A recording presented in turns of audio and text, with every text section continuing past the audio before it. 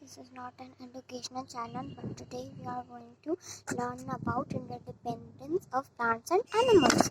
Plants and animals depend on one another for their survival. Plants और animals एक दूसरे पर डिपेंड करते हैं अपने सर्वाइवल के लिए, अपने जीने के लिए. Plants prepare food by photosynthesis.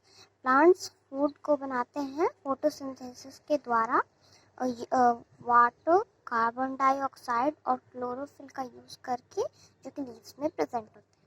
During this process they give out oxygen. इस प्रोसेस के दौरान वो लोग ऑक्सीजन को बाहर निकालते हैं, प्रोड्यूस करते हैं. Animals and human beings eat plants and use the oxygen for respiration. Animals और ह्यूमन बींग्स जो होते हैं वो लोग प्लांट्स ईट करते हैं, जैसे कि वीट हो गया. ऐसे जो प्लांट्स होते हैं ना फूड वाले वो, और वो लोग ऑक्सीजन का यूज़ करते हैं रिस्पिरेशन के लिए. और वो लोग कार्बन और एनिमल्स और ह्यूमन बींग्स जो है वो लोग कार्बन डाइऑक्साइड निकालते हैं, जैसे प्लांट्स ऑक्सीजन निकालते हैं, which is used by the plants for photosynthesis, जो कि प्लांट्स यूज करते हैं फोटोसिंथेसिस में.